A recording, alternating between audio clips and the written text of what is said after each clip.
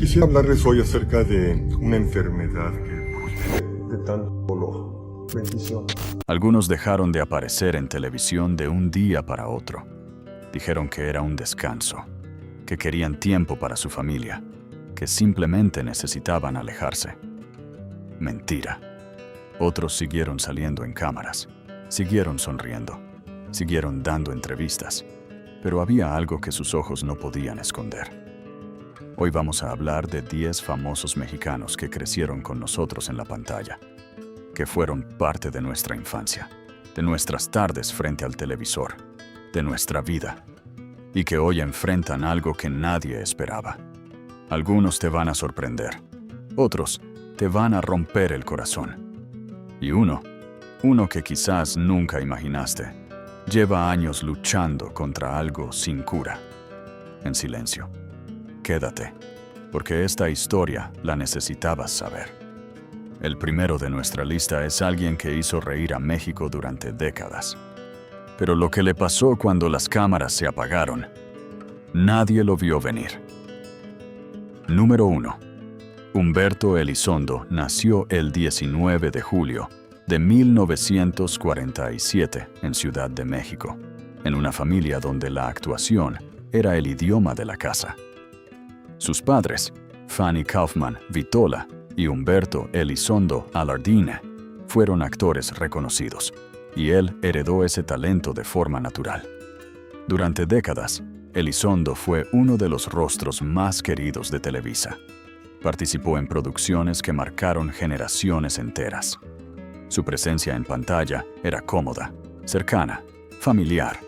Era el tipo de actor que no necesitaba ser protagonista para robarse cada escena. México lo quería, la industria lo necesitaba.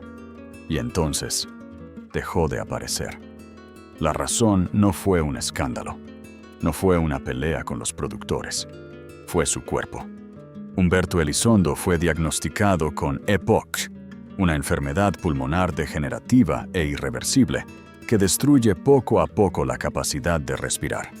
Y además con diabetes, otra condición crónica sin cura que complica todo lo demás. Pero lo más impactante no fue el diagnóstico, fue lo que vino después. En algún momento, su estado de salud se deterioró tanto que tuvo que ser conectado a un respirador artificial.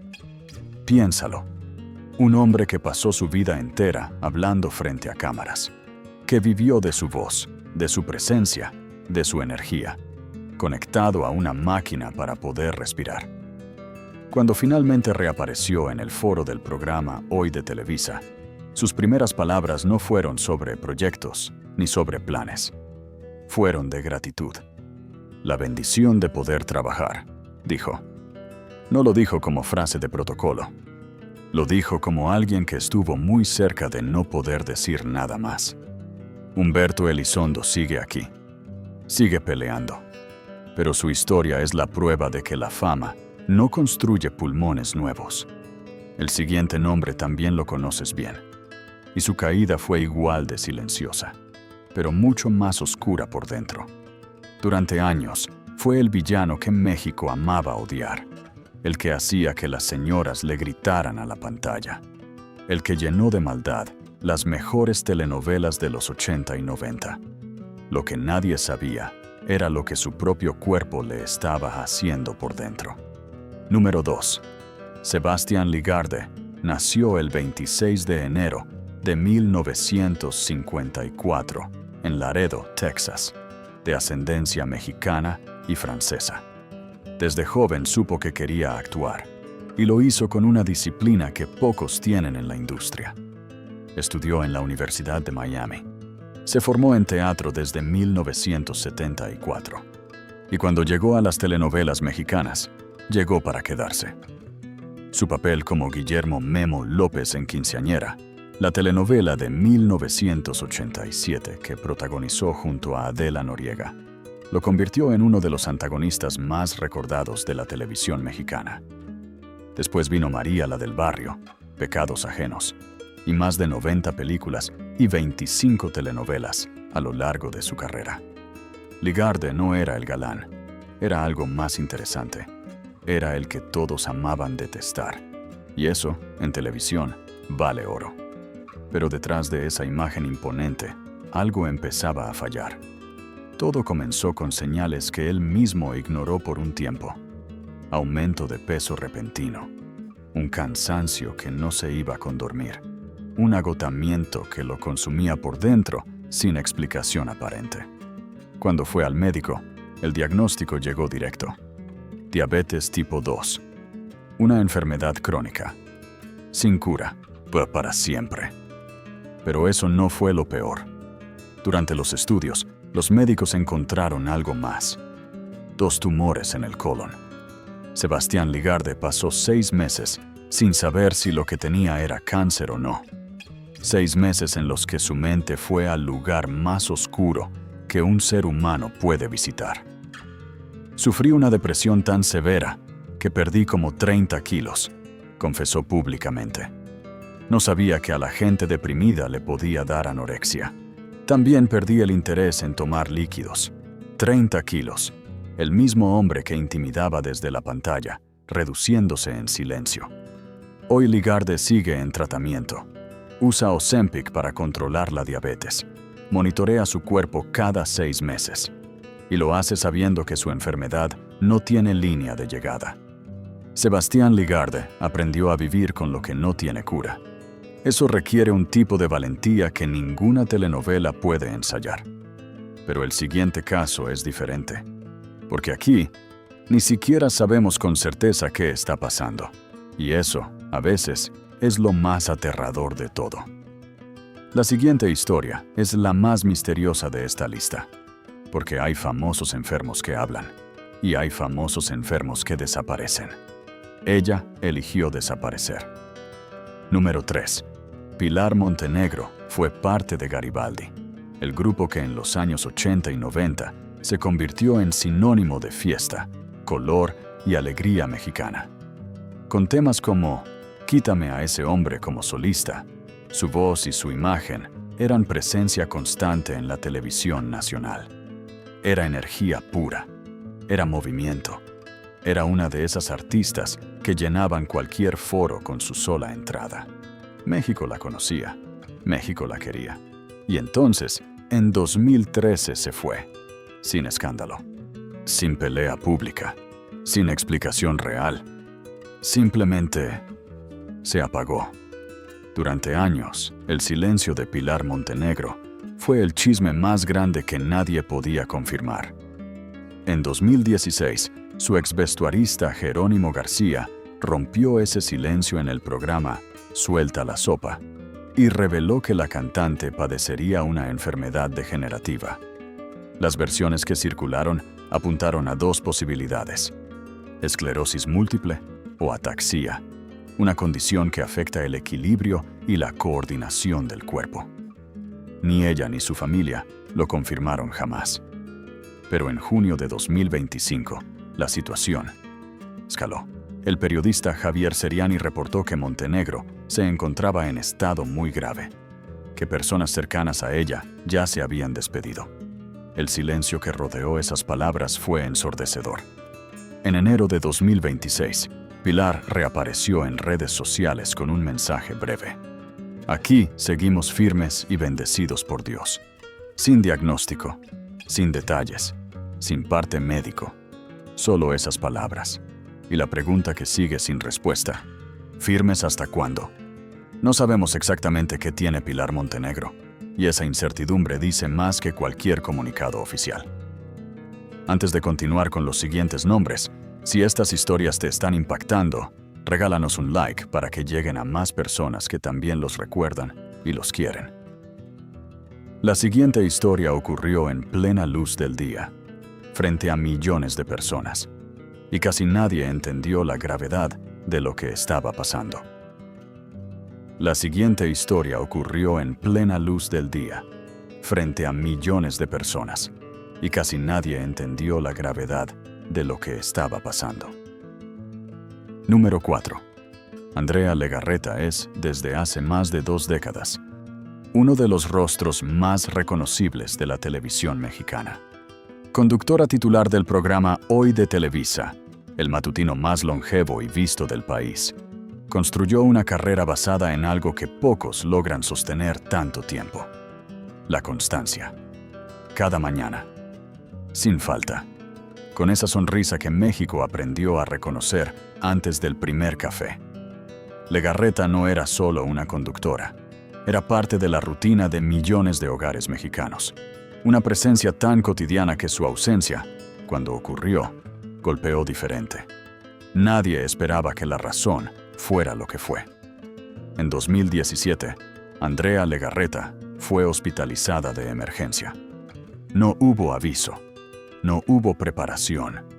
Los médicos encontraron algo que nadie en el público imaginaba: púrpura, una enfermedad autoinmune grave caracterizada por una caída peligrosa en el nivel de plaquetas en la sangre, lo que provoca sangrado anormal en el cuerpo. Es una condición que el sistema inmunológico desata contra sí mismo. El cuerpo atacándose a sí mismo, sin razón aparente, sin culpable visible. El tratamiento duró meses. Entre hospitalizaciones, análisis constantes y medicamentos, Legarreta tuvo que aprender a manejar una enfermedad que no desaparece con voluntad ni con fuerza de carácter. Estoy muy bien. Ayer me sacaron sangre. Los niveles son muy buenos. Lo ideal es llegar a producir los niveles normales en la sangre sin tomar medicamento, declaró en aquella época desde el hospital, con una calma que costaba más de lo que parecía. Siguió apareciendo en pantalla, siguió sonriendo cada mañana, pero su cuerpo ya no era el mismo de antes. Andrea Legarreta eligió no hacer de su enfermedad un drama público. Eligió seguir. Eso dice mucho de ella. Y también dice mucho de una industria que prefiere conductoras sonrientes a conductoras enfermas. La siguiente historia viene de alguien que México conoce desde niño. Alguien que creció en nuestras pantallas y cuyo cuerpo lleva 2 décadas librando una batalla que pocos conocen en su totalidad. La siguiente es una de las figuras más grandes que ha dado México al mundo del entretenimiento, y su historia de salud es mucho más larga, más oscura y más dolorosa de lo que su imagen perfecta ha dejado ver. Número 5.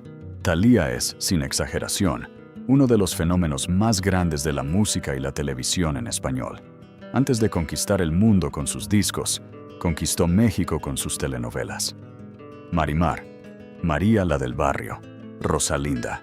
3 producciones que detuvieron países enteros frente al televisor en los años 90. En algunos mercados latinoamericanos y asiáticos, los ratings que generó rompieron récords históricos. Después vino la música internacional, los contratos millonarios, el matrimonio con el magnate Tommy Mottola, la vida en Nueva York. Para el público, Thalía lo tenía todo. Y en gran parte, así era. Pero su cuerpo guardaba algo que las cámaras no podían ver. En 2006, una picadura de garrapata cambió todo. El diagnóstico: enfermedad de Lyme, una infección bacteriana que provoca fiebre, sarpullido, artritis severa y en algunos casos parálisis facial.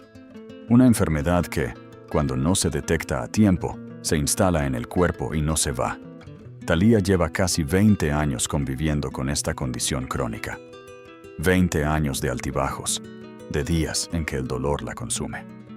De episodios que no llegan a los titulares porque ella, pues con una disciplina casi sobrehumana, ha sabido controlar lo que el público ve. Pero en 2025 llegó un nuevo diagnóstico que la propia Thalía compartió en redes sociales con una mezcla de humor y preocupación real.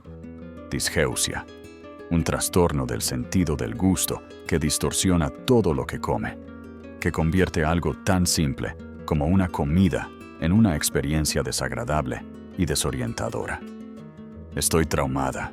Me acaban de confirmar que tengo disgeusia, escribió. 2 décadas de una enfermedad sin cura, y el cuerpo todavía encontrando nuevas formas de complicar las cosas. Eso no es glamour, eso es resistencia pura. Thalía sigue en pie, sigue grabando, sigue publicando, pero detrás de cada foto perfecta hay un cuerpo que lleva 20 años peleando una batalla que nadie eligió. La siguiente historia es distinta. ¿Qué? Porque aquí no hablamos de una enfermedad con nombre médico.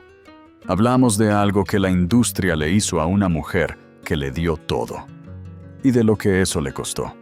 La llamaron la reina de las telenovelas. Y no era un título vacío, era una descripción exacta de lo que fue durante 2 décadas en la pantalla mexicana. Pero las reinas también pagan un precio. Y el de ella fue más alto de lo que México supo. Número 6. Victoria Rufo es, por derecho propio, una de las actrices más importantes en la historia de las telenovelas mexicanas. La Usurpadora en 1998 fue un fenómeno cultural sin precedente. Se transmitió en decenas de países. Detuvo ciudades enteras a las 3 de la tarde. Generó una de las escenas más imitadas y recordadas de la televisión en español, el icónico bofetón que nadie olvida. Antes habían venido Corona de Lágrimas, Simplemente María, Jill la Madrastra. Después vendría más trabajo, más pantalla, más exigencia. Durante décadas, Victoria Rufo entregó todo lo que tenía a una industria que la necesitaba siempre disponible, siempre presentable, siempre lista. Y eso tiene un costo que no aparece en los contratos. Lo que Victoria Rufo vivió no tiene un solo diagnóstico que resumirlo. Tiene años de grabaciones agotadoras que comenzaban antes del amanecer y terminaban entrada la noche. Años de presión constante por mantener una imagen que la industria exigía impecable. El desgaste de un cuerpo sometido durante décadas a los ritmos imposibles de la televisión mexicana. A eso se suma algo que marcó su vida de una forma que fue imposible ocultar. El escándalo público con Eugenio Derbez, la batalla legal por la custodia de su hijo José Eduardo, los años de exposición mediática de su dolor más personal. El cuerpo no distingue entre el estrés del set y el estrés del alma. Todo se acumula, todo cobra. Victoria Rufo ha hablado en diferentes momentos sobre el impacto que la fama tuvo en su salud física y emocional, sobre lo que significa llevar décadas siendo observada, juzgada y expuesta sin descanso. Hoy, con más de 60 años, sigue en pantalla. Pero la mujer que aparece hoy carga con todo lo que esa industria le cobró en silencio. Victoria Rufo sobrevivió a la industria que la hizo famosa. No todas lo logran, y los 4 nombres que faltan en esta lista son la prueba más dolorosa de eso. Quédate, porque lo que viene es lo que nadie esperaba escuchar. El siguiente nombre no necesita presentación. Es el artista mexicano más grande de los últimos 40 años. Y hay algo en su cuerpo que lo ha perseguido en silencio desde hace más de una década. Número 7. Luis Miguel es, sin discusión, el cantante mexicano más importante de la era moderna. Desde que debutó siendo casi un niño, su carrera no hizo más que crecer. La incondicional. ¿Será que no me amas? Culpable o no. Sabor a mí. Canciones que no envejecen porque están grabadas en la memoria colectiva de todo un continente. Sus conciertos agotaban estadios en horas. Sus discos vendían millones de copias en días. En los años 90 y 2000, Luis Miguel no era solo un artista, era un fenómeno cultural sin paralelo en la música en español. El Sol de México brilló más que ningún otro, y sin embargo, desde hace años, hay algo que ese sol no ha podido iluminar. En noviembre de 2015 se reveló públicamente algo que Luis Miguel había mantenido en la más absoluta reserva. Durante un concierto, años atrás, un cortocircuito provocó que el auricular que llevaba en su oído derecho le explotara directamente en el canal auditivo. El daño fue severo e irreversible. El diagnóstico: tinnitus crónico, un padecimiento que genera un sonido fantasma constante dentro del oído. Un timbre, un silbido, un ruido que no se apaga nunca, ni de día, ni de noche, ni en el silencio. Para cualquier persona sería una tortura. Para un cantante cuyo instrumento de trabajo es el sonido, es algo difícil de dimensionar. El tinnitus le ha provocado episodios de dolor agudo que, según reportes, han interferido directamente con su carrera. Cancelaciones que no siempre tuvieron explicación pública. Ausencias que el público interpretó como caprichos. No eran caprichos. Era un oído que lleva más de una década lastimado, sin posibilidad de cura. Luis Miguel siguió cantando, siguió llenando estadios, pero cada concierto tiene un precio que solo él conoce. Luis Miguel eligió el silencio sobre su salud, literal y figuradamente. La siguiente historia también habla de silencio, pero de uno mucho más total, mucho más misterioso, y que lleva casi 20 años sin explicación. Hay famosos que se retiran y lo anuncian, que se despiden, que dan la última entrevista, y hay otros que simplemente dejan de existir para el mundo. Ella eligió lo segundo. Número 8. Adela Noriega fue, en los años 90, la actriz más querida de la televisión mexicana. Quinceañera en 1987. Dulce Desafío en 1989. Apuesta por un amor en 2004. Y en el medio, Tito Tietrata. Una carrera construida sobre algo que muy pocos actores logran. Una conexión genuina con el público que trascendía la pantalla. No era solo que la gente viera sus telenovelas, era que la gente la quería a ella, a Adela, a la persona detrás del personaje. Su rostro era el de una época entera de la televisión mexicana. Su sonrisa era parte del vocabulario visual de millones de hogares. Y entonces, en 2007, después de Apuesta por un amor, desapareció. Sin comunicado, sin adiós, sin explicación. Han pasado casi 20 años. 20 años en los que Adela Noriega no ha dado una sola entrevista. No ha aparecido en ningún programa. No ha publicado nada en redes sociales. No ha pisado un foro de televisión. 20 años de silencio absoluto. Las versiones que han circulado son muchas. Algunas hablan de problemas de salud graves que la llevaron a alejarse de la vida pública de forma definitiva. Otras apuntan a razones personales que nunca se han confirmado. Hay quien asegura que vive fuera de México. Hay quien dice haberla visto, cambiada, irreconocible. Nada está confirmado. Nada es oficial. Y eso, en el mundo de la farándula, donde todo se sabe tarde o temprano, dice muchísimo. Cuando alguien logra desaparecer completamente del ojo público durante 2 décadas enteras, no es un retiro. Es una decisión de vida o muerte sobre su propia existencia. ¿Está bien Adela Noriega? Nadie lo sabe con certeza. Y esa respuesta ausente es la más inquietante de todas. Adela Noriega sigue siendo un misterio que México no ha podido resolver. Ojalá esté bien. Ojalá simplemente haya elegido vivir lejos de todo esto. Pero hay algo en ese silencio que no deja de pesar. ¿Ya conocías estas historias? Comenta el número del personaje que más te ha impactado hasta ahorita. Quedan 2. Y el último. Nadie lo esperaba así. El siguiente es una leyenda viva del rock mexicano. 73 años, 5 décadas arriba de los escenarios, y un cuerpo que ha vivido todo lo que un cuerpo puede vivir. Número 9. Alex Lora fundó el Tri en 1968. Llevan más de 50 años siendo la banda de rock más importante de México. Abuso de autoridad, Niña embustera, El preso. Canciones que se convirtieron en himnos de varias generaciones. El Tri no solo hizo música, hizo identidad, hizo rebeldía, hizo cultura urbana mexicana en su forma más pura y más honesta. Alex Lora es de esos artistas que parecen inmortales porque siempre han estado ahí, siempre con la guitarra, siempre con esa voz ronca y auténtica que no se puede imitar. Pero nadie es inmortal.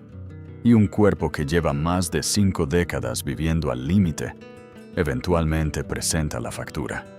Alex Lora tiene 73 años. 5 décadas de giras extenuantes, de noches sin dormir, de una vida llevada al extremo en todos los sentidos, como corresponde a alguien que hizo del rock no un trabajo, sino una forma de existir.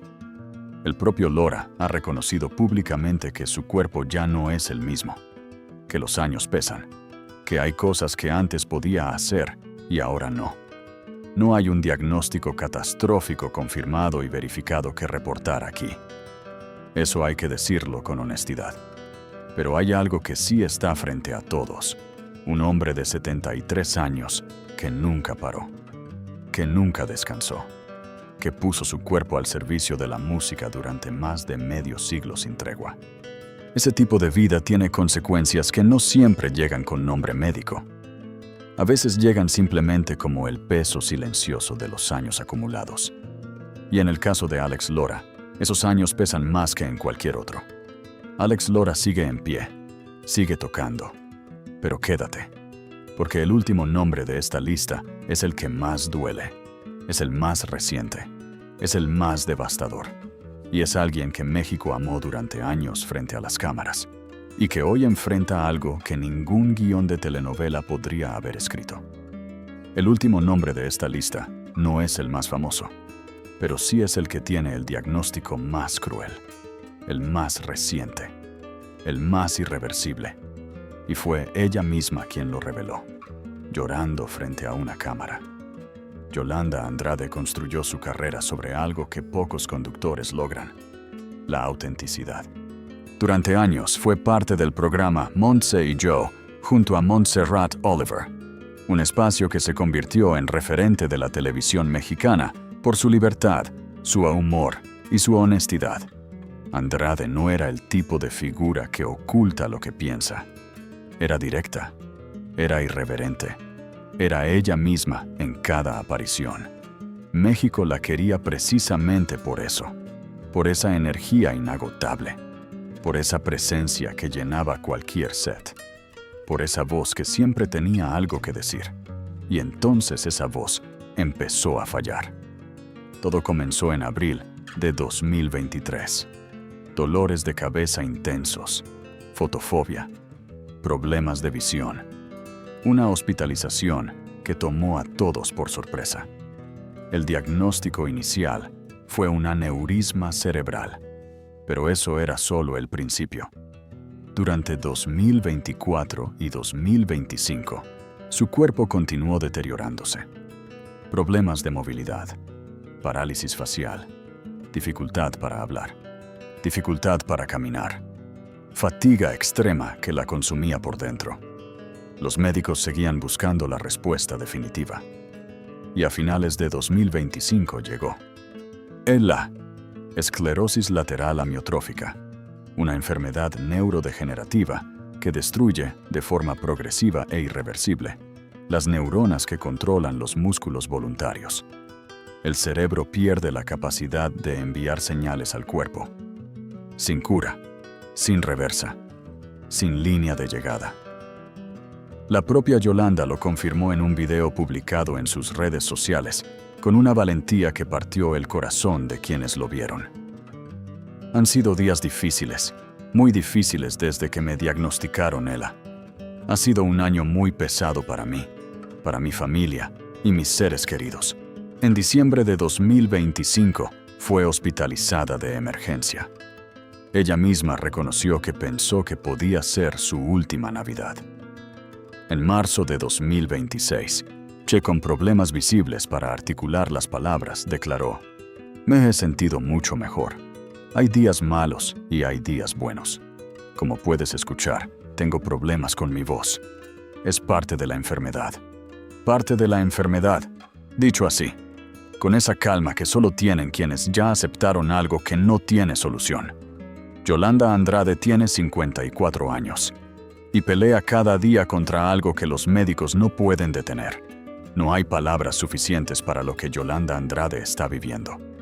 Solo hay respeto y la esperanza de que los días buenos sean más que los malos. 10 nombres, 10 historias, 10 personas que México conoció bajo las luces de un foro, en las páginas de una revista. en las noches frente al televisor.